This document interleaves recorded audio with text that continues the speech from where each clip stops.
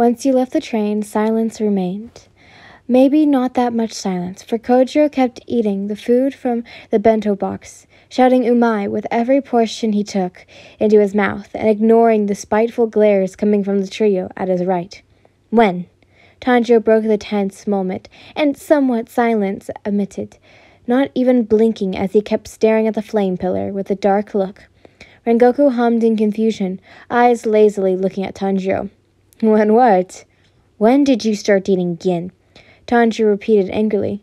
Just today. Rengoku shrugged, eating once again and looking back in front of him. He swallowed his food.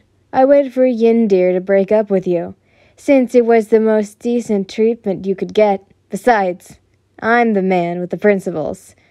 That last sentence had Tanjiro gritting his teeth in seething rage, yet he tried to compose himself, of course with no success. A man with principles, you say? And what you say a few minutes ago about not wanting to associate with me? What was that? The truth, Rengoku replied simply. I guess that's a concept that a crazy guy like you could never understand. Tanjiro's hands turned into fists, and his nails broke skin. He clenched his teeth in seething rage. You took Yin away from me. Hey, stop it, Zenitsu warned, yet Tanjiro paid no attention to his words. Instead, he continued. She knows nothing about this world, and you took advantage of that. What else are you planning to do to her? Tanjiro shouted, standing up from his seat. Kojiro did not budge. He didn't seem to care even. I plan to treat Yandere better than you have, and provide her with real love. Rengoku scrunched his nose in disgust at the redhead. Yin is not a meek little innocent rabbit, believe it or not. She can think for herself and decide what's best, like leaving you. That was the last straw for Tanjiro. You fucking Tanjiro! Zenitsu shouted hesitantly. As a burgundy hare searched for his sword to attack Kojiro, he knocked over the wooden box his sister was resting inside of. Nezuko rolled out of the crate with a small, painful grunt. Zenitsu and Inosuke quickly helping her up. What's wrong with you, man? Inosuke fumed at Tanjiro, yet the aforementioned male didn't even care. Only he managed to glare back at his sister, and then glance at Kojiro once again. Nezuko saddened, tried to contain her tears to no avail. Zenitsu mumbled something at her, leading her outside the train through the same door you exited. Neglecting your sister and forgetting the sole reason why you joined the demon-slaying course? Yet you still deny your poor sanity. Kojiro spoke in a low voice as he got to his feet. Tanjiro deepened his hateful look. The lights flickered softly. And let's not forget about your temper tantrum back at Shinobu-san's estate, when you injured my lover's wrist. Do not call her that. Tanjiro gritted his teeth, making a step forward. Kojiro remained unfazed. She was mine from the start. She was going to marry me. She even gave herself to me. A whistling blade, flesh, silence, a silent faint, and a gust of wind. Tanjiro and Inosuke's eyes were widened and fearful. They both shivered, scared, yet there was no doubt that the most afraid of them was Tanjiro, for Kojiro's sword was no less than an inch from touching his neck. Hell, even the small ends of his hair were cut clean off.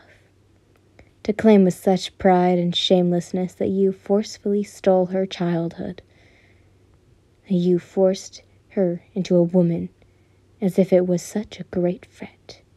You disgust me to no end, Kamado Tanjiro. Saying the flame pillar was frustrated was an understatement. There was nothing but murder in his eyes, and his smile was no more. Veins were visible at each side of his forehead, and his hands trembled as he held the sword with such strength that his knuckles were pure white. Inosuke needn't to sense the situation, nor did he need his instincts to tell him, for it was such a dark and obvious thing. Kojiro was holding himself back from killing Tanjiro. You gave in to your own desires and shamelessness. telling herself that she also seeked to forfeit the only glint of childhood she had in her life to you. Instead of respecting times, of being a man of principles, you chose to be a fucking fool. Kojiro set his sword aside, breath shaking as he faltered. A forced smile crept onto his lips. I will refrain from... I killed the demon that hid in this wagon train. Yet Yutun couldn't even realize his presence. It must be enough proof to show how different we are, and the reason why Yandere has chosen me. Lo and behold, it was true. The first thing Inosuke and Tanjiro saw when they turned to their side was a demon body crumbling away. They faced Kojiro once again, eyes wide still. My duty as Yandere's lover and equal is to ease her burdens and help her get rid of what stands in her way. Kojiro spoke in a more calming voice, sheathing his sword back to where it should. Do not make me get to the time I must get rid of you. Before anything else could happen, commentary had suddenly heard in the train wagon behind them one of the three males were in, getting their attention. There were more, huh? Kojiro said to himself. Then he looked at Tanjiro and Inosuke. Excuse me for a second. I have matters to attend to. Matters I think, and am sure, that you are unable to handle. Before Tanjiro could complain, Kojiro turned his back towards the two boys, with his sword unsheathed once again and ready for battle. In a bright and roaming flash, Kojiro was gone. That fucking show-off. Tanjiro shivered angrily, running after the long-haired male as Inosuke followed. Inosuke and Tanjiro tried to catch up to Rengoku, but passed a couple of train wagons with shuddering passengers until they both soon came to a stop, when they found the flame pillar, handing 4 tickets to whom seemed to be a train attendant. Tickets are okay. My lover brought a whole wagon, you see? Rengoku said with a small laugh, to which the train attendant said no word and punched the tickets, with the melatonin item in his hand. I had the specialized pass in my pocket that counts as my dear's ticket, but I can't seem to find it. The flame pillar then turned to his side, smiling carefully, as he finally decided to notice the boar boy and burgundy-haired boy's presence. Ah, you are here, see? The situation has been solved pretty quick. Kojiro's eyes widened as he fell to his side, eyelids quickly closing as he hit the floor with a loud and harsh thud.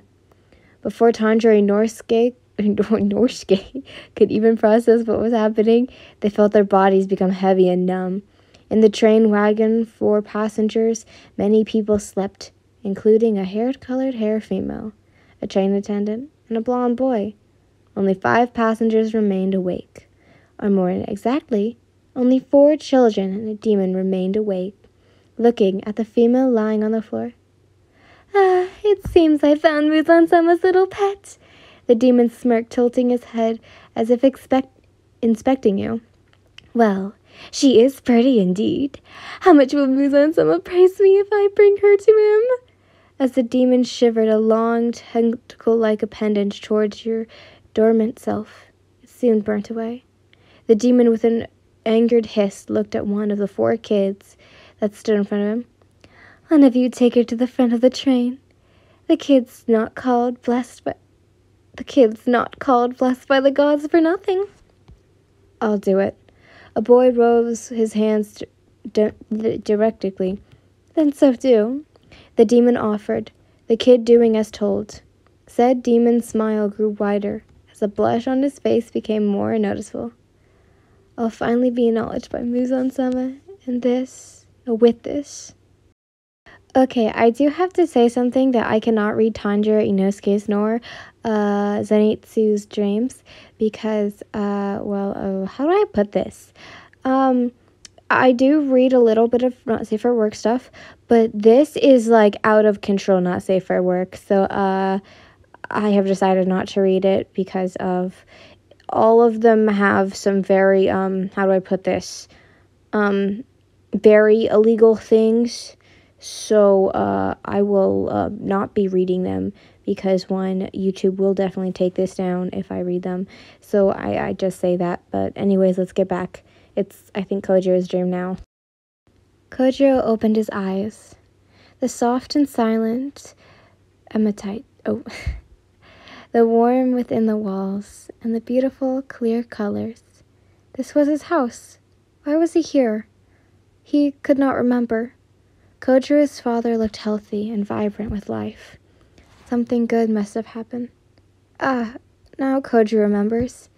He asked his father if he, Kojiro, could remain a demon slayer after marrying you. As long as you don't forget your duties as a husband, I don't see any problem with it. Shinjiro, Rengoku's father, spoke with a grunt. She's very convincing, your lover, I mean.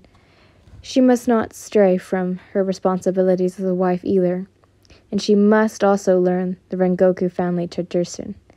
Kojiro was ecstatic to hear such good news. The two were allowed to continue their jobs as demon slayers, like true equals. With a bright smile and eyebrows raised in joy, Rengoku spoke with a powerful and cheerful voice. Yes, father. After a few more minutes of convincing and jokes that Kojiro couldn't understand much, Rengoku, Ojo's son, left the room and walked to the patio, devising a small boy with short red and yellow hair, a black-haired infant around the same age as the yellowed hair, and a hair-colored female, wearing Kojiro's haori.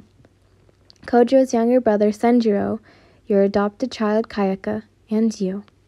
Kayaka often tried to teach Senjiro how to handle the bokken and gave him some advice, yet Senjiro was greatly overwhelmed by the expensive, arrogant, my god, I can't speak, energetic spirit that Kayaka had. You intervened when necessary, aiding both children calm and patiently, and in a way that was fun and easy to understand for two kids. Kayaka saw Kojiro, quickly grabbing Senjiro's sleeve and tugging on it as he gave his attention. Your brother's here! Senjiro's subliminal brightened as he dashed towards his older brother. Kayaka demanded to rest on your back. You complained with a laugh, followed by a small eye roll as you made your way towards Kojiro as well. What did father say about it? Senjiro quickly asked, nervousness. He feared whether their father would deny and change his mind much later on, or he would agree gladly. As long as Yandere and I don't neglect our mutual life, father approved of me resuming my life and job as a demon slayer, and Yandere's as well. Kojiro smiled. It was a smile that showed no burden nor problem. Well, that's great news. You joined, setting Kayaka on the ground once again. The blackheart remained at your side, smiling as if he could understand the situation better that way. And what about Senjiro? Will he also be allowed to become a demon slayer? Yes, even my brother. Kojiro nodded, a proud hum. Senjiro's eyes becoming glassy as Kayaka hugged him and congratulated him with great enthusiasm. The older brother laughed, getting your attention. Father says you're extremely skilled in convincing people with such ease. Even if he was afraid of your abilities, he decided to trust and follow your words. I promise he won't regret entrusting me your brother's future. He spoke diligently. Us, Yandere, Kojiro corrected, smiling lovingly at you. Even his eyes read tender love and sheer enthusiasm. Remember, we are together. Therefore, we will make sure to care for Senjiro and have him become the most talented of the flame-breathing demon slayers. Indeed. You nodded frantically, greatly excited. And my Kayaka will become the greatest of mist-breathing demon slayers. Indeed. Kojiro matched your joy, ruffling Kayaka's hair. The small boy giggling happily before running off somewhere. I'll go get another sword then. Senjiro ran after Kayaka. I want one too. You sat up quickly, perhaps too quickly. Your head ached and spun, splashing oh so faintly, even. The smell of lavender and orange blossoms, the velvety soft of the wind wide bed you sat upon, the vast room with cream-colored walls that displayed various principles, exports, and pleasing to the eye items and paintings, the furniture, the tone, and even the aura was the same. You were back in the Hanua house. Despite being called a house, the Hanua house was about the size of a castle, even maybe bigger. Designed by Mother, the Hanua house had so many rooms for so many purposes, all arranged according to the woman's enthusiastic and vaulting ideas. It would take at least 28 hours to completely explore every room in the house, including the secret passage in the Tatsua's room that led outside the castle-like house and into the city. "Why am I here?" you asked yourself softly, almost whispering as you glanced around. "Is this a dream? It can't be." You quickly inspected yourself, searching for any sort of scar or injury. They were all gone. You thought. Strange. It couldn't be a dream. It felt so real. Time went on pretty realistically, though your dreams always felt quite realistically. Was it resolve of your future then? Or merely a dream? Not many knew it, but you heavenly disliked dreaming because it was neither a dream only or a major prophecy. You had to tell Mother your dreams in precise details so she could create a deep meaning out of it, even if the dream was nonsensical. You were a child, after all. What a blessing indeed, huh? You got out of your bed, your bare feet making contact with the soft and fresh wooden floor. Even the texture was the same. This is so unnerving. You chuckled nervously. What was weirder is that you weren't wearing your demon-slaying uniform. It was the type of attire you would wear when Mother and you spent time together, clothing that was comfortable but stylish. As you were carefully inspecting everything around you, you were surprised to see very few soldiers and workers. Not even your caretaker stood outside your door like she always did. Some of them saw you, yet they didn't pay you any mind. The halls were still decorated the way they used to be, and even the smell of wood polishing cream was the same. The only difference was the cherry incense scent wasn't the ashy and ash-penting as before. Everything was the same, though. The time it took for you to reach the end of the hall, the same number of stairs, and even the dim scratches of the wood floor were the same exact. After minutes of glaring and walking, you finally reached the dining room. Laughs and chatters were muffled by the sliding door, making you sigh heavily. How many times you thought your family was better off without you. It was a sentiment you always believed was true. For you were the root of the family's misfortunes and indefining complexes. The reason why your sister was kicked out of the house, the reason why your brother began ignoring you, the reason you began your mother's anti-stress doll. Why did you have to be born with such a burden? Even deities deserve to live as humans and amongst them. Taking a deep breath, you readied yourself for whatever could be beyond the door. You entered the dining room. Mother, Kimateru, your siblings, and even Kayaka's joyful attire dismissed once your presence became known in the room. Yes, you probably should have stayed in your bedroom. That was until everyone left their seats and approached you hesitantly. "How are you feeling, dear? Are you hungry?" Your mother asked concernedly, the same tone she used when she was in a good humor, except this time it was exactly enduring and true. "Does my little sun goddess need anything? How about some snacks?" Kitamaru's overwhelming childish and foolish behavior, but he didn't make you feel nervous or uncomfortable. "About time you left your room. I need help with those new baking cookbooks and recipes Mother brought us." Your sister was back. She still held her wild temper, but she was back in the house. Hano, Uncle Tatsuya has a girlfriend." Kayaka, your dear sweet Kayaka, was suddenly chubbier and happier. Was this the type of life he would have had if the Hanua family wasn't such a nightmare? "I do not! Shut it!" Tatsuya shouted before looking at you. "Sis, He's rebelling against me. Do something. Sis, you weren't even an acquaintance with Tatsuya. Ah, so this was a dream. Stay away from me, you yelled, voice breaking as you retracted from your family. Stay away from me. You're not real. Stay away. Yin, what's wrong, sweet? Your mother tried to approach you, only for you to slap her hand away as you hyperventilated harder. Don't touch me. Where is Mother? Sis, she's Mother. What are you? No.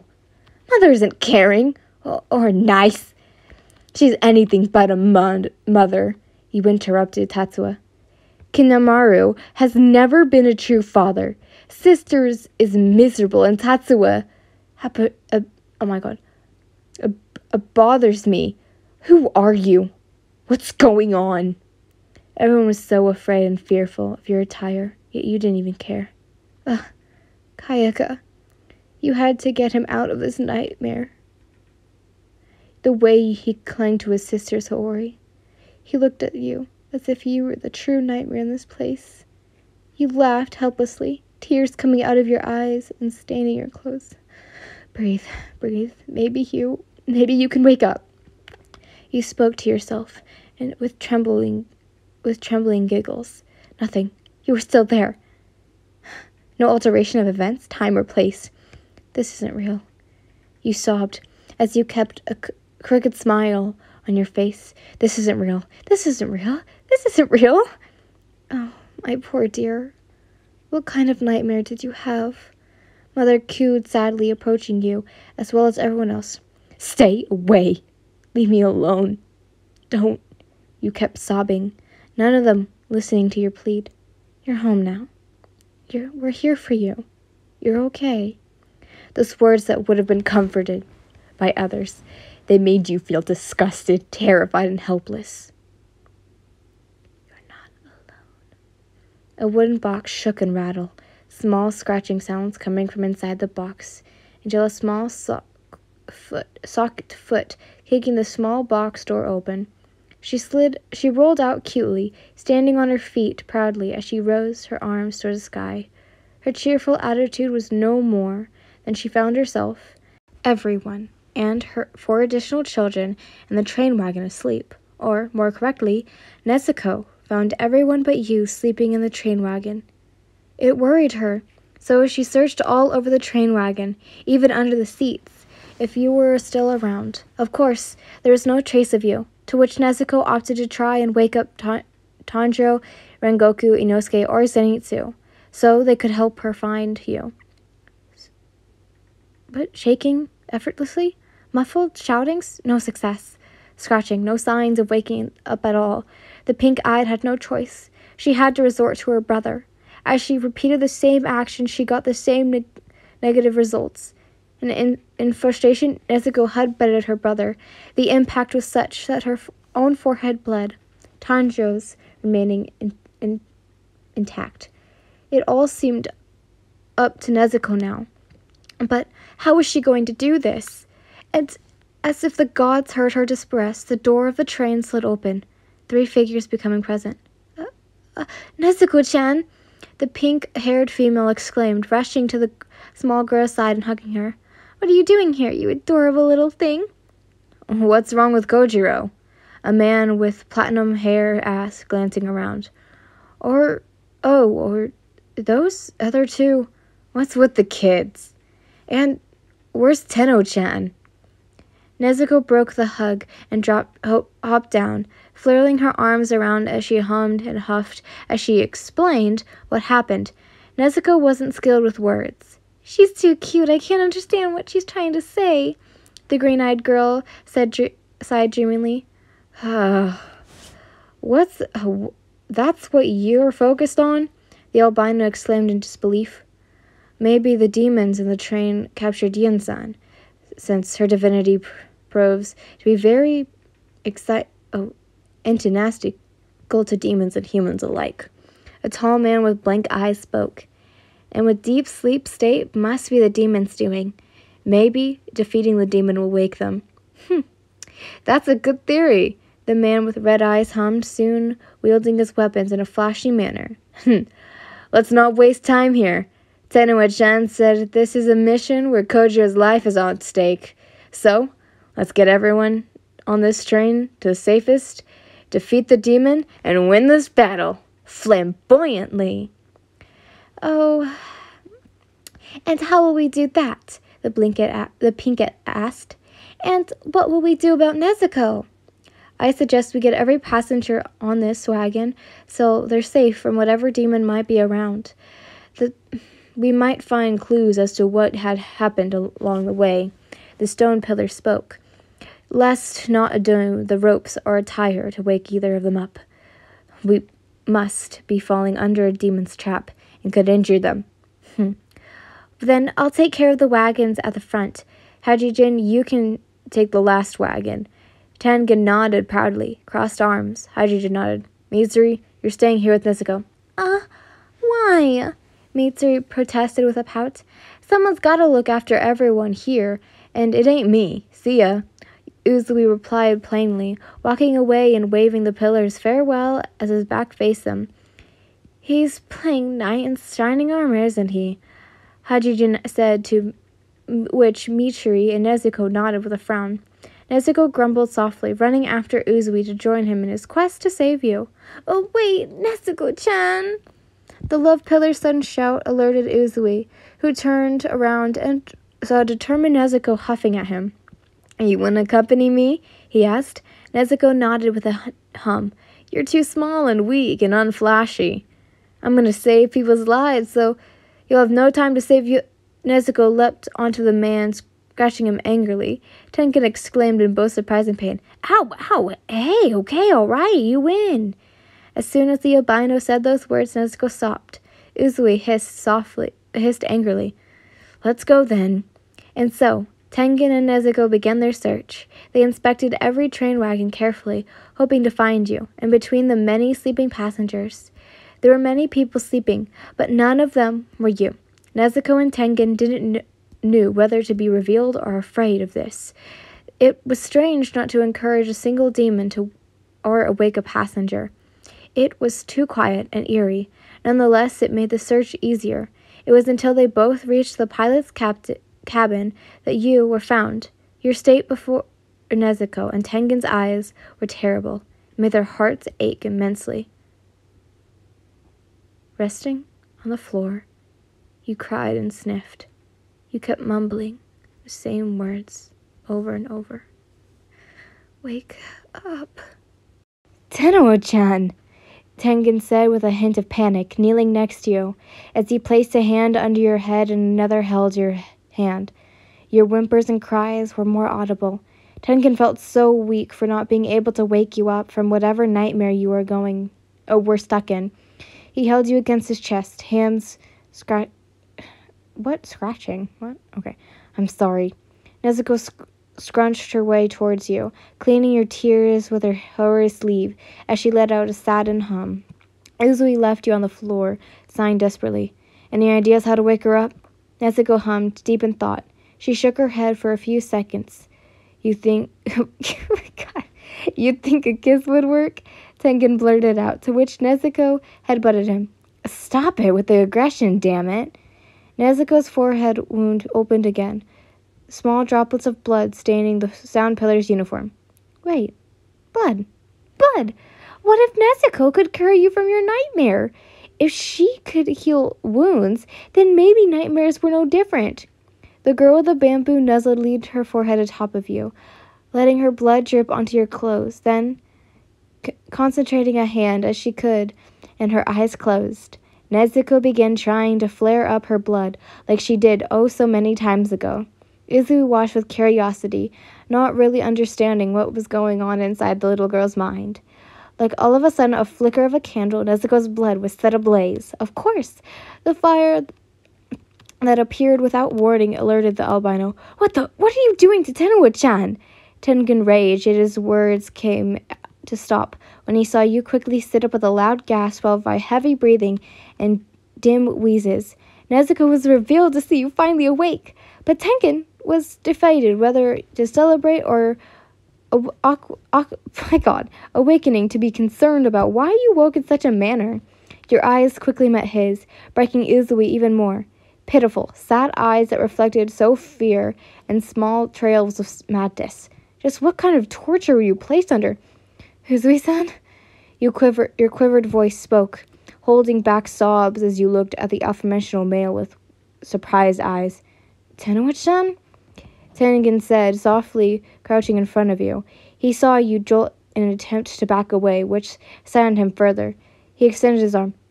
Suddenly you hugged Uzui, taking him aback as he didn't know what to do. Please don't say anything, you begged in a whisper, burying your face deeper against his chest as you hugged him tighter. Please. With an unassured nod, Tengen complied. As your family showed you with love and attention, you were in a shocking daze, staring at nothing as you treated as a doll going round about. You gave up trying to leave, and in such a state you nearly impossible for the gods to reach out and help. After all, your anxiety attack preventing you from thinking straight or being alert enough to conflict the gods. Your daze was strange. You saw everything, but it seemed to distant and unreal. Even you couldn't feel anything you touched, nor could smell or taste anything at all. Your limbs moved, yet you felt like you weren't the one moving them. The closet way to describe, it was as if you felt as your body was underwater. Even more you made was slow and soft, but it wasn't your move. It was the water that moved your hand. You could hear your family's voices and know what they said, but their words were soon be forgotten by you, like air bubbles, attempting to disappear quickly. You felt so light and numbed, as if you were submerged so deep underwater that the presence was leaving you in a blank state where nothing seemed real or important. You were the only by Odysseus's men. You consumed the lotus flowers and lost all senses of proportions of home. It was so pleasurable. Or was it really? You felt nothing at all, just as emotionless as your blank thoughts and yourself. It was until you sensed warm sensation overwhelmed yourself that you felt yourself leaving the ocean depths. The fire was your Odysseus, chaining you to the boat and helping you escape the deadliest horrors of the island of the Lotus Eaters, thus being the nightmare you were inside of. In a single second, you remembered everything that happened, the embarrassing, no, humiliation meltdown you had, and the cruel nightmare you placed in. Your eyes met with Uzui's first. Such a relief you felt, not only because you felt the familiar and friendly face outside of the nightmare, but because it was finally over. Or was it truly? You must test it out. Uzui-san? The alpha-dimensional male looked so worried and afraid, but also revealed to see you still alive. Nonetheless, the way he gazed at you meant he saw the disheveled and unseemly state you were in. Tenoch-chan, he mumbled out, same voice, same tone, everything was normal. That was until he crouched, almost trapping you, as if he made the space between you two smaller. You felt a wave of disgust and chills run down your spine, remembering what you just went through, to which you softly gasped and backed away from him. Tengen noticed your reaction, to which he stopped approaching you, and instead extended his hands with a small, enthusiastic look. Please don't say anything. Please. Uzui waited until you calmed down, yet he remained alert in case a demon appeared. Once your soft sobs eased down the shuffles and sighs, you broke the embrace and composed yourself as you cleared your throat. We can't waste any more time. I think I know where the demon attacks work. Tenoch-chan, first of all, what happened here? Tengen asked, holding your hand as a mean to stop you, as from you stood to your feet and were about to jump into action, or whatever plan you formed in your mind. This train, it's a demon's dormant. It can make people fall asleep if you look or hear its voice, I think, he replied with a sigh. I don't know, but Kokun and the others, though, they encountered the demon first. Kokun? You think you can use your holy hocus pocus to wake the others? The sound pillar asked, pointing behind himself. You nodded, smiling suddenly, as you let out a breathy laugh. I'm a heavenly child after all, am I not? Uzui chuckled at your behavior, ruffing your hair. Let's get going then. Nezuko, Tengen, and you carried as much people as you could to the wagon. Kojiro and the others were. As soon as Mitsuri saw you, she gasped and ran after you, engulfing you in a tight yet comfortable hug. Kitty-chan, I was so worried about you, and I didn't see you here. I'm sorry I worried you so much, you said, hugging back. Geez, everything I leave you alone, you get in trouble. Mitsuri pouted, breaking the hug and letting you breathe. We apologize for taking so long, little one, Hajijin said, patting your back. We got lost a few hours because the train station thought this train was dismantled.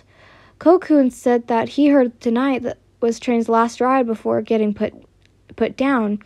You mumbled. Then you realized the situation and snapped out of it. There's no time for that. We got to defeat the demon in this train. Is every passenger safe? Yes. Even this poor crying train attendant we found a few wagons back, Mitsuri said, gesturing a hand to the man with the black attire and tears streaming out of his eyes. For some reason, his face wasn't one of fear. Instead, it was happiness and melancholy. Melancholy? Okay. So the demon didn't put people inside nightmares only.